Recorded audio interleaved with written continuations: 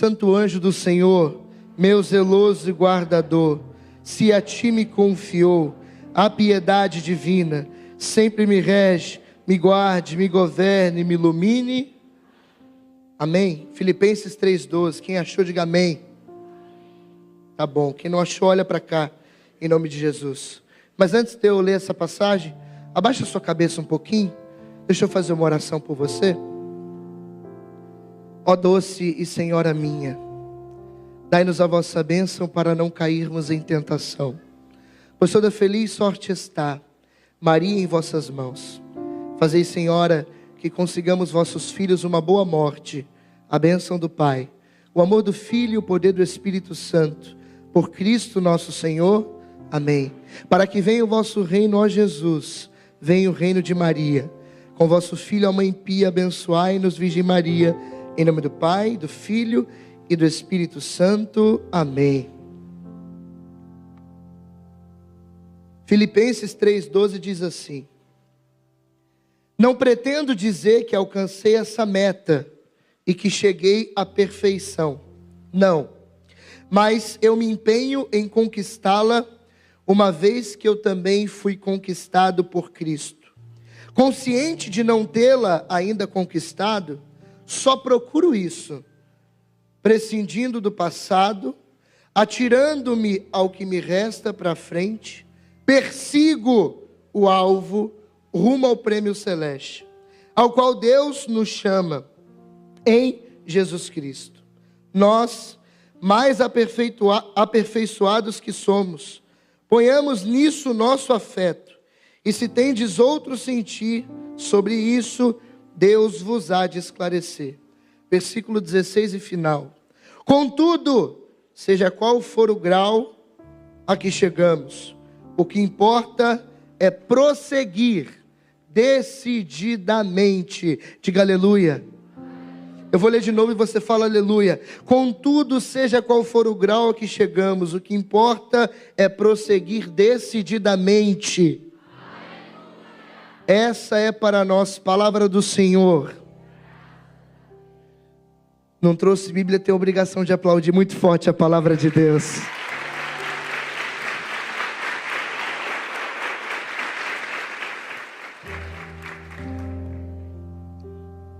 Carta de São Paulo aos Filipenses é uma das cartas, na minha opinião, mais bonitas da Sagrada Escritura. Eu quero dizer a você, o teclado pode ir maravilhosamente, viu? Porque ela tem um significado muito grande para mim, sobretudo o capítulo 3 da carta aos Filipenses, porque ela revela um pouquinho daquilo que deve ser a nossa vida com Deus, na minha opinião.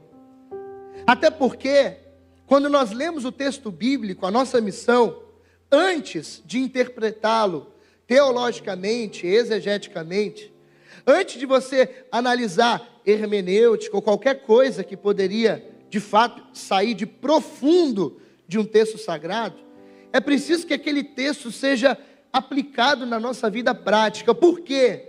Porque o Evangelho precisa ser vivido.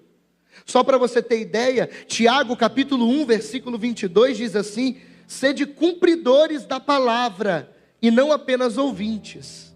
Isso significa que aquilo que o Senhor pede para nós, dá para cumprir. Jesus Cristo no Evangelho, ele foi um pouquinho mais radical, dizendo assim, João capítulo 14, versículo 15, se vocês me amarem, vocês vão guardar os meus mandamentos. Então existe, claro, uma obrigação de viver a palavra de Deus e colocar o texto, claro, aplicado à nossa vida prática, porque isso é o fundamental. Você está aqui por quê? Porque a palavra de Deus, quando pregada, precisa produzir no seu coração aquilo que Paulo escreveu aos Romanos no capítulo 12 e no capítulo 17. Precisa produzir em você fé.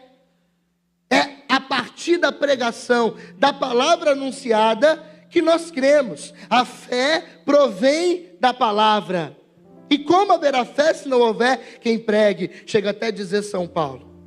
Então é importante, quando nós olhamos esse texto, perceber que isso é para nós.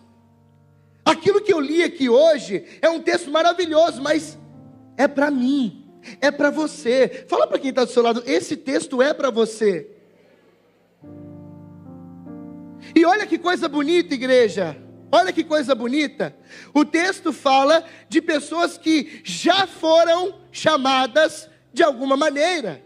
É claro, é por isso que o texto termina dizendo: olha, não importa o grau a que chegamos, o que importa é prosseguir decididamente, é não retroceder, é continuar caminhando. Qual é o problema da nossa geração? É uma geração que não consegue levar até o fim aquilo que começa. Mas a palavra de Deus, ela diz no livro do Provérbios que o final é melhor do que o começo. E se você já consegue beber tanto de Deus, da graça dele, daquilo que ele faz em você através de momentos como esse, do arsenal, imagina o que ele vai fazer com você se você for até o final do chamado que ele te fez. Fala para quem está do seu lado, essa palavra é para você. Você que está em casa, essa palavra é para você. Deus é bom contigo, sim ou não? Não, ridículo, de novo. Deus foi bom contigo, sim ou não? Tudo que ele fez até hoje já não seria o suficiente para você dizer: não, eu tenho que viver para ele, sim ou não? Então, se ele já foi tão bom até agora, imagina o que ele vai fazer com você se você for até o final. Meu Deus do céu. É isso que Deus quer a partir de hoje. Essa pregação hoje, quando eu rezava para ela, Deus colocava algo no meu coração, que essa pregação, ela vai produzir em você um negocinho chamado perseverança. Aquilo que repetem sempre, aquilo que dizem sobre determinada determinação, que na verdade, claro, uma frase maravilhosa de Santa Teresa d'Ávila, que às vezes a gente repete sem ver o verdadeiro significado e ver a essência daquilo que aquela mulher dizia. Aquela mulher, para dizer essas palavras, significa que ela foi, estava disposta a ir até o final. Ao dizer para suas monjas, é preciso uma determinada determinação. Em outras palavras, Santa Teresa está dizendo, é preciso pegar o chamado que Deus nos fez, o dia que Ele te chamou, que Ele te escolheu, e ir até o final. O problema é que nós estamos numa geração líquida, numa geração fragilizada, uma geração que não tem constância, uma geração que arrasta, que procrastina, uma geração que começa namoro e termina namoro, uma geração que começa num grupo de jovens e 2 semanas depois prefere ficar em casa por preguiça de às vezes sair no sol, na chuva, não importa. Mas nós não somos uma geração líquida, diga amém. Nós não somos geração líquida não, sabe por quê? Porque eu e você fomos chamados a ser uma geração do eterno. O mundo é líquido, o mundo se acaba, o mundo se desfaz. As coisas no mundo, elas de fato são frágeis e estão como água, derretendo. Mas o chamado que Deus fez para mim e para você é eterno. Ele não falha. Então se Ele te chamou, Ele quer que você vá até o final. Ele quer que você vá até o final. Pode aplaudir. Fala para quem está do seu lado assim, meu irmão, Deus quer que você vá até o final. É por isso que eu admiro São Paulo, o apóstolo. Eu admiro esse homem, sabe por quê? Porque ele entende o que ele está escrevendo. Aquilo que ele escreveu, ele vivia. E é por isso que Santo Agostinho, modéstia à parte, dizia que não há lição mais desleal do que falar bem e viver mal. E Paulo, quando escreve, ele escreve de fato baseado na sua vida. Olha, eu não pretendo dizer que eu já alcancei essa meta. Que meta? A meta da santidade. Diga aleluia. Eu não pretendo dizer que já alcancei essa meta. Eu não pretendo dizer que eu já sou perfeito. Não, eu tenho consciência disso. Mas uma coisa eu tenho certeza, é que desde que Ele me chamou, eu não olhei para trás. Porque quem bota a mão no arado e olha para trás não é digno dEle. Então por isso todos os dias eu persigo o alvo. É por isso que todos os dias eu vou atrás do alvo. Ah, mano, às vezes eu peco, às vezes eu caio. Mas queda, pecado, não é sinônimo de parar no caminho. Porque o católico não cai prostrado, o católico cai de joelho no confessionário, se arrependendo e continuando a caminhar. É assim que nós caímos. Caímos sim, temos miséria sim, temos pecados, temos. Infelizmente ainda não somos santos, é verdade. Mas nós precisamos, na medida que cairmos, ir até o Senhor, chorar, os nossos pecados. Ah, meu Deus, chorar os nossos pecados amargamente. Meu irmão, a gente fala tanto de avivamento, a gente fala tanto de batismo no Espírito Santo. Sabe qual é o primeiro fruto do avivamento? Pergunte qual é. Não, só se todo mundo perguntar, pergunte qual é. O primeiro fruto do avivamento é o arrependimento. Se você ainda não se arrependeu dos seus pecados, se você ainda acha que o que você faz está tudo bem, você ainda não entendeu o que é batismo no Espírito, não entendeu o que é chamado. Porque embora não somos santos, temos que perseguir o alvo todos os dias da nossa vida, como Paulo, que foi até o final. Alguém vai dizer, mas comparado a mim, Paulo é grande demais. Tudo bem que na tradição diziam que ele era pequeno. Mas independente do tamanho físico, ele era um gigante espiritual, isso é verdade. Mas Santa Teresinha dizia muito bem, de fato, nós somos pequenos comparado aos santos, mas nós temos um elevador que nos leva até o céu. Isso é muito bonito, gente. Sabe o que isso significa?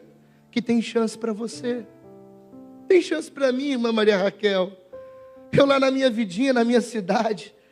Eu não sei se você sabe, mas eu sou natural de uma cidade chamada Angra dos Reis, lá no Rio de Janeiro. Vocês acham que vocês têm praia e vocês são chiques? Eu sou de Angra dos Reis. E lá na minha cidade, tendo nascido em uma família católica, eu não era flor que se cheire, não. Infelizmente. Eu era aqueles católicos de fato. Raimundo, conhece? Um pé na igreja e outro no... Tem muito aqui em Fortaleza, né? Pergunta para quem está do seu lado, ele está falando de você, é? Não, pergunta, ele está falando de você ou não? Acho que não, né?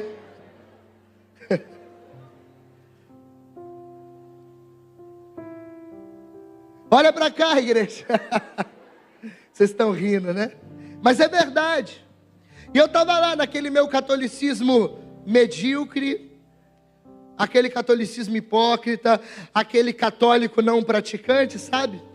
E eu ia à missa obrigado pelos meus pais, porque os meus pais, bastante católicos, muito católicos na verdade, missa todo domingo, e eu ia lá obrigado, mas ia. E eu me lembro como se fosse hoje, que minha irmã, quando fez 15 anos de idade, fez crisma, ela saiu da igreja. É aquilo, né? Infelizmente acontece isso. Muita gente acaba fazendo a crisma com 15 anos e, puf, some, desaparece. Eu acho que aqui não deve acontecer essas coisas não, né? É só lá no sul, na verdade? É só lá no sudeste, né? Acontece por aqui também, né? Eu entendo.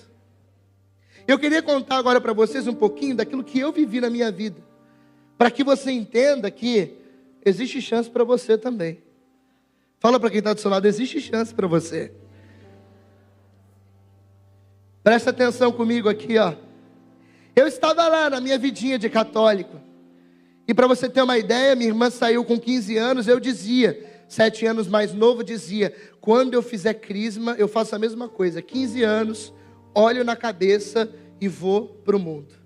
Só para você ter ideia, o meu imaginário era tão pervertido que com 12, 10 anos de idade eu dizia que eu tinha sonho de ser MC.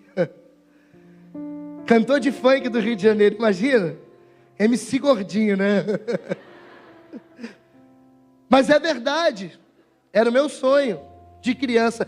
Imagina uma criança querendo de fato, na época a ideia era Furacão 2000, na verdade. Que treva, que tristeza, né? Mas era o sonho de criança ir para lá. O meu sonho de criança, infelizmente não convertido, era ser MC, ter uma moto top e arrumar uma mulher para mim. Era o que eu queria. Só que Deus me queria muito mais, igreja. Maior é aquele que nos chamou, amém ou não? E Ele me queria ir na escola, eu ia servir todo domingo, eu era coroinha, obrigado, mas eu era. Eu servia na missa e quantas vezes, eu não falo isso aqui com orgulho não, viu irmã? Quantas vezes antes de servir o altar, eu passava com um amigo meu no bar, ele conhecia a pessoa que vendia as coisas e criança, eles vendiam para nós bebidas alcoólicas, a gente tomava antes de ir para a missa, servir e receber o Senhor na Santíssima Eucaristia. Eu digo isso com muita tristeza no meu coração, Mas Deus me queria demais. E eu me lembro que na escola eu não era tão desenvolto na questão da fala. Eu era um jovenzinho mais introvertido, sabe? Isso aqui é um testemunho para uma outra pregação. Mas eu lembro que lá na escola tinha um jovem. E aquele jovem, ele era uma coisa que eu desejava muito. Ele era popular, ele sabia falar, se comunicar. Ele ficava com as meninas. Pensa no menino desenvolto. Eu falei assim para mim mesmo. Olha que miserável de católico que eu era. Eu quero isso aqui para mim. Eu quero isso.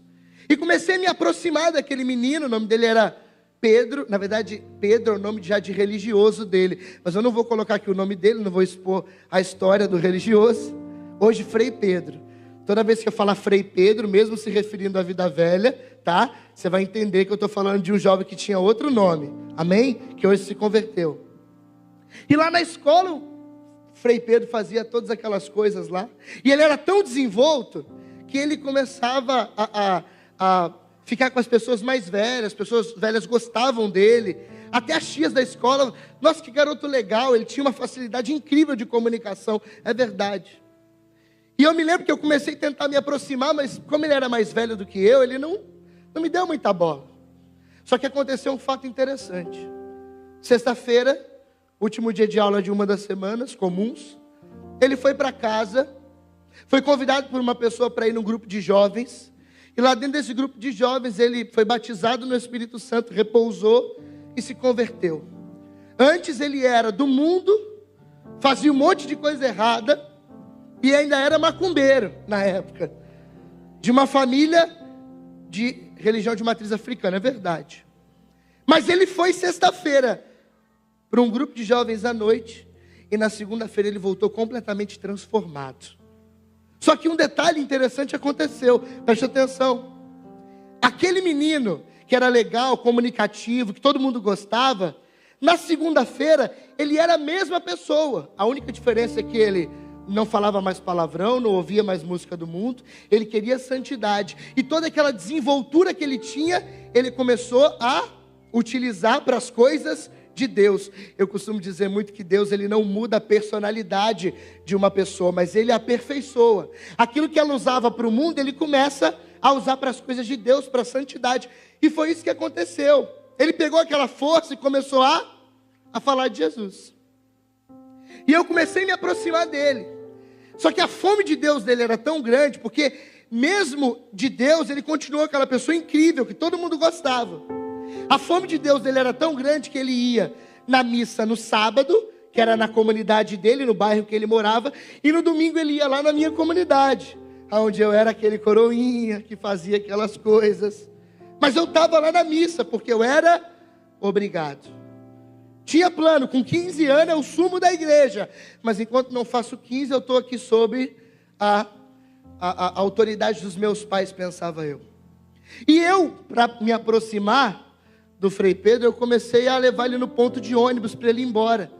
Porque a missa era no meu bairro no domingo. E lá no ponto de ônibus ele começou a me interpelar. Ele começou a dizer assim: ô Natan, você não vai se converter não?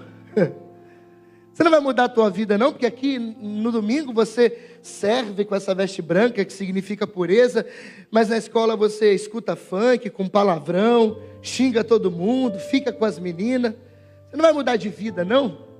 E eu falava assim, fazia vista grossa na verdade. Para com isso, deixa isso para lá. Vamos ser amigos aqui, pronto, acabou. Um dia que eu fui levar ele no ponto de ônibus, ele disse assim para mim: Natan, eu quero um dia dormir na tua casa. E eu, por dentro, nossa, cara, agora é que ele vai virar meu amigo. E por fora, claro, mano, o dia que você quiser, parceiro, é nóis. Eu queria que ele fosse para lá. E ele combinou, beleza, na escola a gente resolve. Lembra? Eu levava ele domingo à noite no ponto. Passou aquela semana inteira de aula, na sexta-feira, a gente sentou antes de ir embora e conversou. Ele falou assim, amanhã tem missa no Camorim, bairro que ele morava. Vai para a missa lá no sábado, porque embora eu era um católico Raimundo, tá? Eu ia à missa. Ele falou, vai à missa lá na minha comunidade, a gente se encontra, a gente pega o ônibus e vai para a sua casa. Aí eu durmo na sua casa de sábado para domingo. Domingo a gente acorda, brinca, joga futebol, alguma coisa. E à noite vai para a missa. Por quê? Você tem que servir e eu já iria para a missa de qualquer forma. Pode ser assim? Eu fechado. Chegou sábado, arrumei minhas coisinhas, irmã, fui para a missa. Cheguei lá, sentei do lado dele, a gente participou da missa. E aquela amizade surgindo.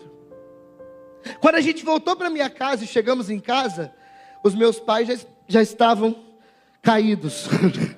Brincadeira. Pô, irmã, aí me quebra, não me avisou. Imagina só. Está repreendido em nome de Jesus. Quando nós chegamos na minha casa, meus pais já estavam deitados.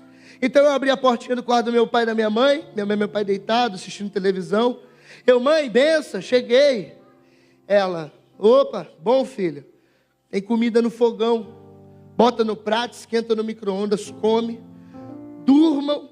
Pode deixar o prato na pia amanhã, a mãe lava. E durmam para vocês brincarem amanhã. Criança. A gente ia brincar. Eu tinha 13, 14 anos de idade ali. E a gente foi, jantou, esquentou no micro-ondas. Depois que acabou, a gente foi colocar o prato na pia. Eu falei, deixa aí. Ele, não deixa não, vamos lavar, eu sou católico. Aí eu, o que tem a ver lavar com ser católico, né? Lavar prato. Achava que não tinha nada a ver, né? Aí beleza, a gente lavou os pratos. Minha mãe dizia, você faz o que a visita pede, não discute. Depois a gente conversa. Primeira vez dele na minha casa. Acabamos de lavar, a gente foi para o quarto. Chegou dentro do quarto, o Frei disse assim para mim. Eu olhei para ele e falei, o que a gente vai fazer? Aí eu falei assim, olha, eu tenho videogame, tem televisão, tem computador, a gente vai jogar alguma coisa? Ele falou assim para mim, a gente vai rezar.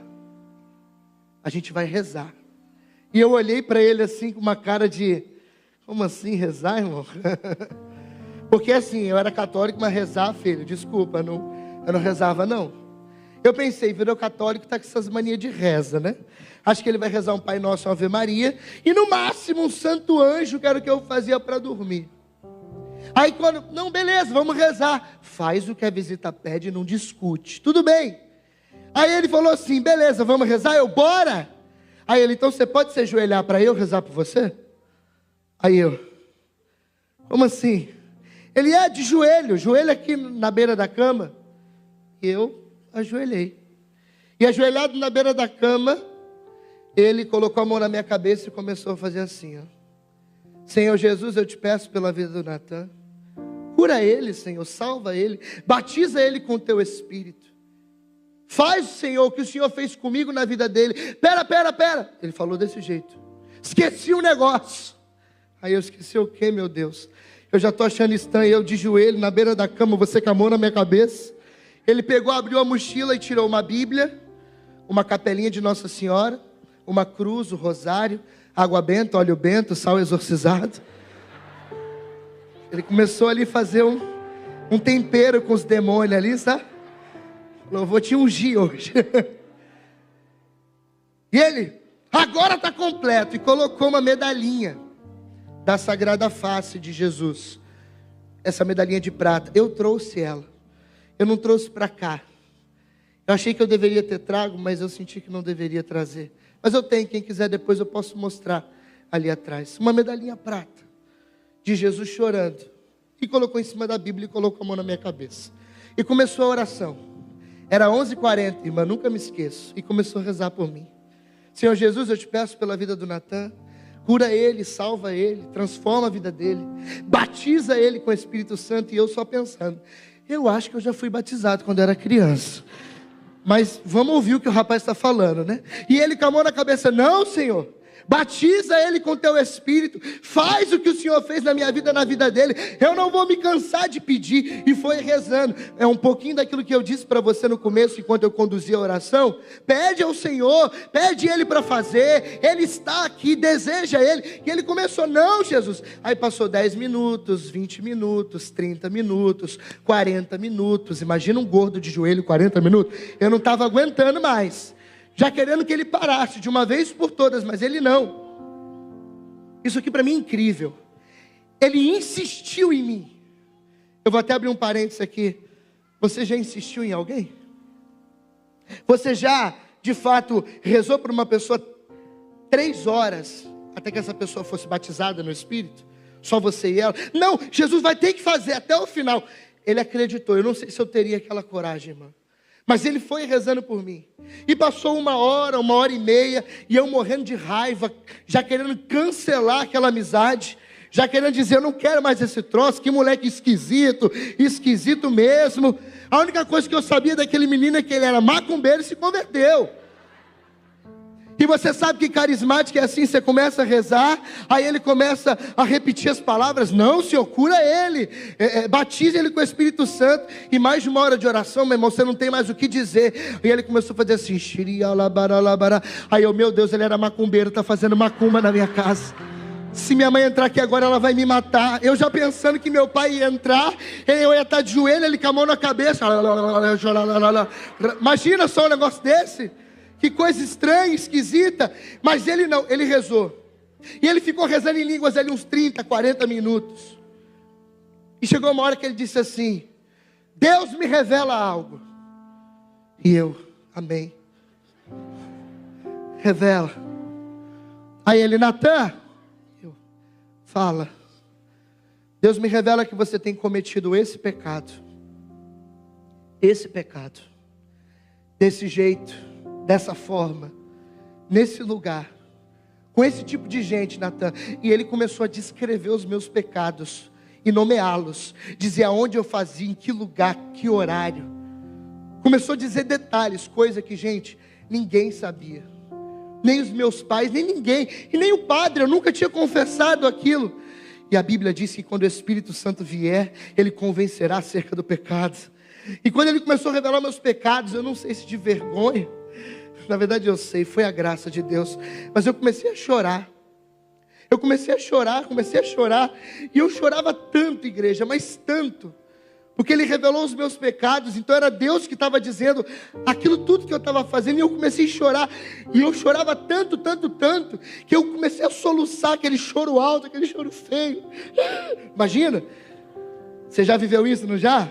Aquele choro que cai meleca, passa na boca. Acontece por aqui também? E aquele choro, e eu chorava tão alto que ele disse assim, chora baixo, seus pais vão acordar, já é muito tarde. Eu fico imaginando que ele, nossa, deu tão certo, que calma, chega. Mas ele rezou, e eu chorava tanto que ele, cara, eu preciso fazer alguma coisa. Aí ele falou assim, Natan, bota sua cabeça na Bíblia aí, precisa se acalmar. E ele botou a mão na cabeça e eu, rosto na Bíblia, de joelho, rosto na Bíblia. E fiquei ali mais uns 20, 30 minutos chorando, me acalmando. Quando ele percebeu que eu me acalmei, ele falou assim, está mais calmo? Eu estou. Pode levantar a sua cabeça. Quando eu levantei, igreja, eu olhei para a Bíblia e lá tinha aquela medalhinha da Sagrada Face de Jesus, chorando. Quando eu olhei aquela medalhinha, eu tive uma visão. Só que assim, ó, acredite se você quiser, tá? Você não precisa acreditar, isso não é dogma de fé. Mas naquele momento eu vi o Senhor. Jesus, ele se apresentou a mim, ele apareceu para mim. Paulo viu o Senhor na estrada de Damasco, uma luz vinda do céu. Eu vi o Senhor, aquela imagem se tornou real. Como eu estou olhando o seu rosto aqui agora, eu via Jesus diante de mim. E Jesus, ele chorava muito mesmo. E ele disse assim para mim, Natan, meu filho, eu choro por causa dos teus pecados. Aquele dia eu olhei para Jesus e falei assim, então a partir de hoje, eu nunca mais quero ver o Senhor chorar pelo meu pecado. Foi naquele dia que eu me encontrei com o Senhor, igreja. Foi naquele dia que o Senhor se revelou a mim. Eu me encontrei primeiro comigo mesmo, com os meus pecados. Primeiro é reconhecer o conhecimento de si, para depois conhecer ao Senhor. E eu costumo dizer por aí, que depois daquele dia, eu me ajoelhei um MC, e me levantei um pregador do Evangelho, da Palavra de Deus, e o Senhor me resgatou, igreja. Ele me resgatou.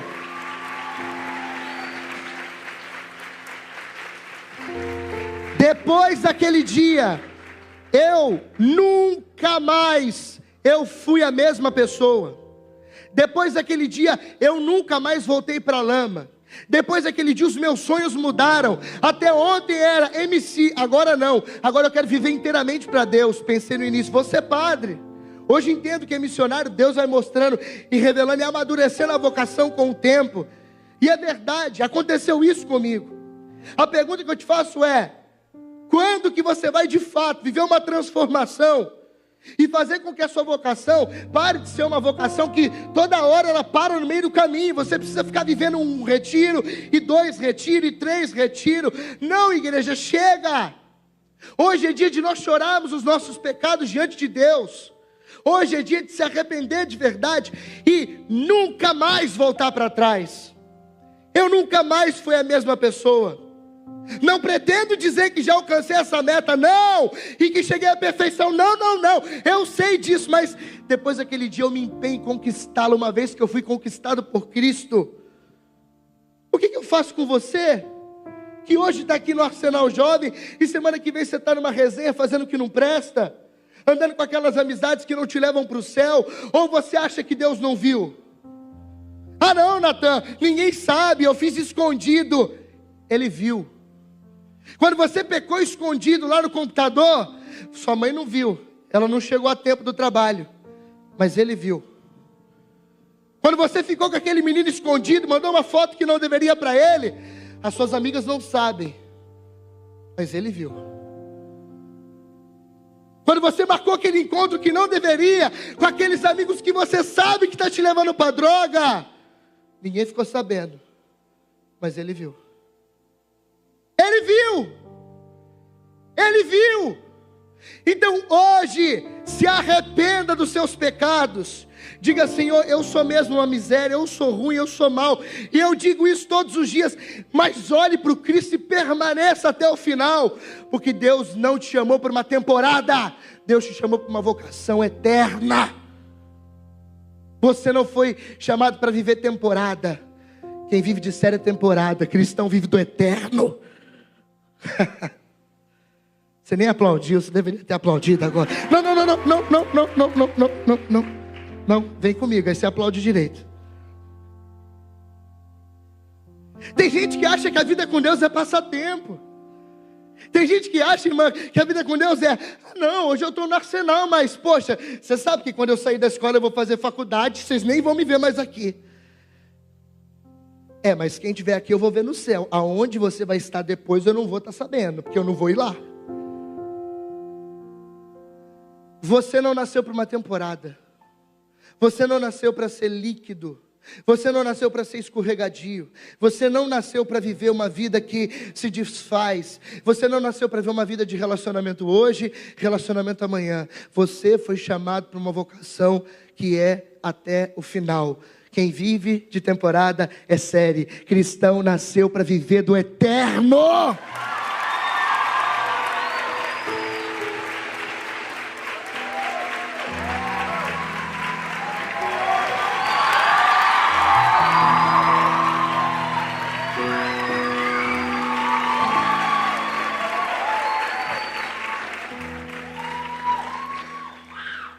Deus mudou todos os meus sonhos. Todos. Eu não sei o que a senhora sonhava quando era mais nova, irmã. Não sei se a senhora já sonhava desde menininha, igual Santa Gema, com a vida religiosa. Talvez não. Mas Deus transformou os meus sonhos. Ah, Natan, mas eu quero ser isso, eu quero ser aquilo. Ei, querido, deixa eu te contar um negocinho sobre sonho. Porque todo mundo usa aquela frase de Terezinha, né? Não, que Deus não inspiraria sonhos no nosso coração, que Ele não fosse capaz de realizar. Deixa eu te contar uma coisa que a palavra de Deus diz: os sonhos no coração do homem são vaidade. E às vezes Deus vai transformar o seu sonho mesmo, porque o seu sonho não é o que Ele quer para você. E a vontade de Deus para nós tem que estar em primeiro lugar. A vontade de Deus para nós tem que ser o nosso paraíso. A vontade de Deus para nós tem que ser tudo que a gente procura na face da terra. Você não pode dormir enquanto não estiver no centro da vontade de Deus, debaixo da proteção de Deus, do chamado de Deus para você. Não descanse. Não descanse. E é por isso que é preciso chorar os pecados. Eu já estou terminando, para nós de fato chorarmos os nossos pecados diante do Senhor. Hoje é dia de fato nós nos arrependermos de tudo aquilo que nós fizemos, nos despojarmos, para que o amado, o eterno, nos encontre preparados para todos os dias perseguir o alvo, para buscar todos os dias a perfeição. Aí alguém vai dizer assim para mim: mas Natan, a vida com Deus é muito difícil, a vida com Deus é muito sofrimento. Não é assim que falam, sim ou não? A vida com Deus é sofrimento demais. Está preparado para a frase que eu vou te dizer? Não está, né? Eu sei que não. Quando você vê que a vida é sofrimento demais, São João Crisóstomo dizia: olhe para o crucifixo e cala-te. E mais, Santo Agostinho dizia, e essa é a frase poderosa: dizer que a vida com Deus é uma vida de sofrimentos é um fato. Mas ele dizia: mas como nós podemos chamar de sofrimento aquilo que é amor? Você já se apaixonou na vida alguma vez? Alguém já se apaixonou? Ninguém? Uma namorada, um namorado? Amor platônico de escola? O povo daqui é tudo coração de pedra mesmo, né? De novo, alguém que já se apaixonou na vida? Já. Tem uns aí que estão encalhados até hoje, mas tudo bem. Sabe quando você é apaixonado por alguém, você está disposto a tudo por ela? Você deixa de comer pela pessoa, que você fica com vergonha, né? Você paga coisa do teu bolso sem poder. Você leva para passear. Isso tudo seriam coisas que deveriam ser impedimentos, sofrimentos, não é verdade? Mas por amor, nem dói. Você faz o pior dos sacrifícios. Fala para uma mãe assim, ó: nossa, tudo que você fez pelo seu filho doeu. Ela vai dizer: foi por amor. Ela nem lembra. Não é verdade? A vida com Deus é assim. É uma vida de sofrimento. Mas como podemos chamar de sofrimento aquilo que é amor? Eu quero que você vá até o final. Eu não quero que você viva mais de retiro. Eu não quero que você viva de encontro. Eu quero que de fato você tenha uma experiência com Deus profunda. De aceitar hoje, a vocação que Ele te deu. E ir até o final. Fala para quem está do seu lado: hoje é dia de você se decidir de uma vez por todas. Fala para essa pessoa: e pode chorar, viu? Porque hoje é o último dia que você vai chorar de tristeza. A partir de agora é só choro de felicidade do céu, amém? Aplaude o Senhor, igreja, nessa noite.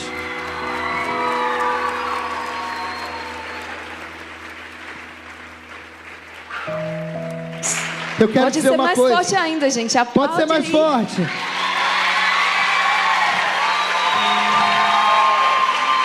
Deixa eu te dizer uma última coisa para terminar. Vocês são novos. Eu também sou novo. Tenho só 27 anos.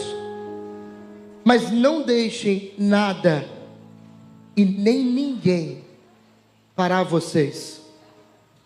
Santa Clara de Assis, ela diz assim: quando aparecer uma pessoa muito santa, muito bela e até dotada de virtudes, que queira dissuadir você de deixar de seguir o teu caminho, a tua vocação, feche os ouvidos para ela, não escute ela e continua caminhando até o fim.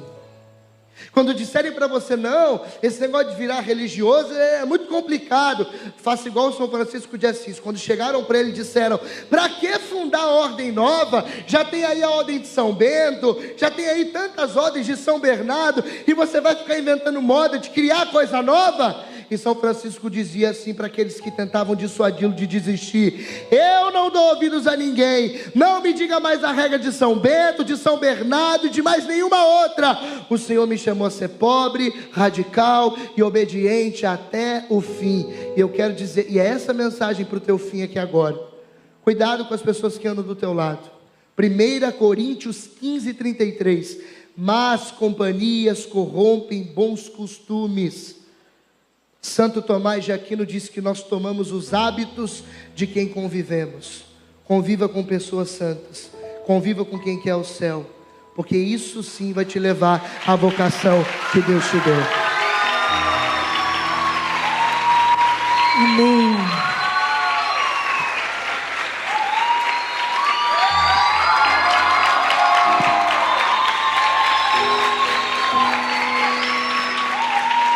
Essa frase que o Nathan trouxe, tanto